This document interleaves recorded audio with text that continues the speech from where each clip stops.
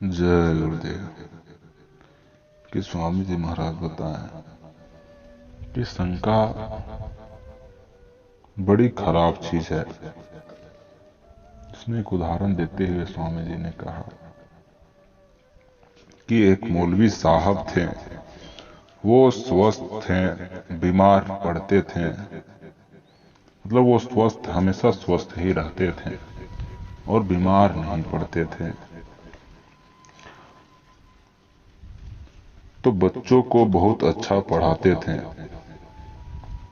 मौलवी साहब बच्चों ने मन से सोचा कि मौलवी साहब रोज आते हैं पढ़ाने, कभी भी हम लोगों को छुट्टी नहीं मिलती, तो कुछ करना चाहिए। तो बच्चों ने आपस में सलाह मशवरा किया। दूसरे दिन मौलवी साहब आए तो एक बच्चे ने कहा कि मौलवी साहब, आपकी तबीयत तो अच्छी है। तो उन्होंने कहा कि हाँ, आगे बढ़ें। तो दूसरा बच्चा मिला, उसने कहा कि मौलवी साहब, आपका चेहरा क्यों उतरा हुआ है, कि आपका चेहरा क्यों उतरा हुआ है।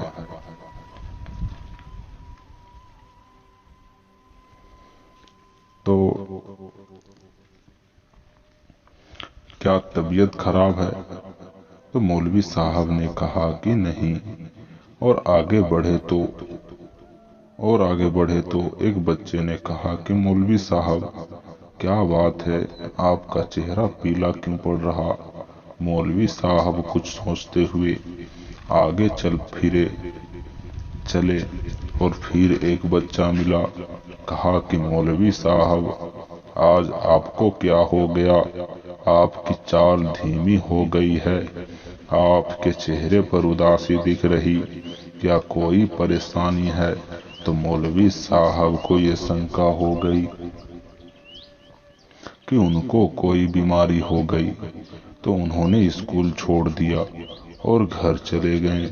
अपनी पत्नी से बोले कि जल्दी चारपाई बिछाओ, मेरी तबीयत बहुत खराब हो गई है। पत्नी घबरा गई कि अच्छे खासे गए थे, एकाएक कौन सी बीमारी लग गई। तो उनको शंका हो गई, और शंका का कोई इलाज नहीं, कोई दवा नहीं।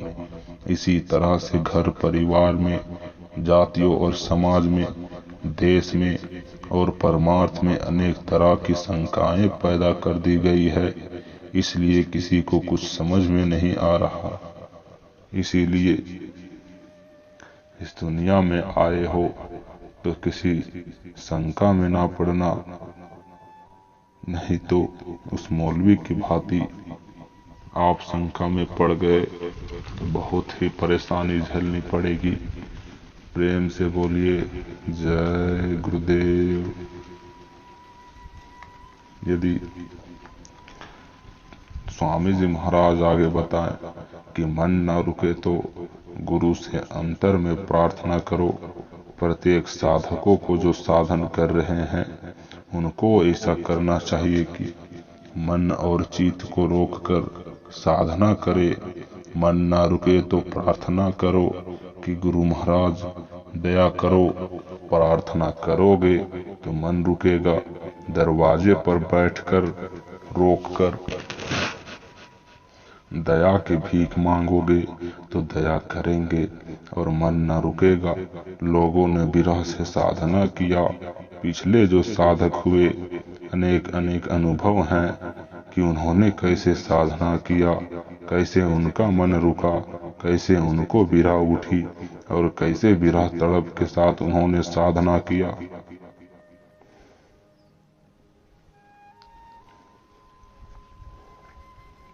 बोलिए जय गुरुदेव, जय गुरुदेव। कि जीवन के उतार चढ़ाव तो कर्मानुसार आते हैं और आते रहेंगे। तुम इससे अपने मन को मत उलझाओ। यह सोचो कि जो कुछ हो रहा है उसमें मालिक की कुछ मौज होगी। तुम भजन में लगे रहो। भजन में लगे रहोगे तो कर्मों की सफाई होती रहेगी और बाधाएं भी टल जाएंगी, क्योंकि सारी बाधाएं तुम्हारे ही कर्मों से आती है। इसलिए बुद्धि में विवेक रखो। जो उतार चढ़ाव आ रहे हैं उसे प्रभु की मौज समझो। इससे तुम्हारे मन पर असर नहीं होगा, इससे भजन में बाधा नहीं पड़ेगी। प्यार से बोलिए, प्रेम से बोलिए, जय गुरुदेव, जय गुरुदेव।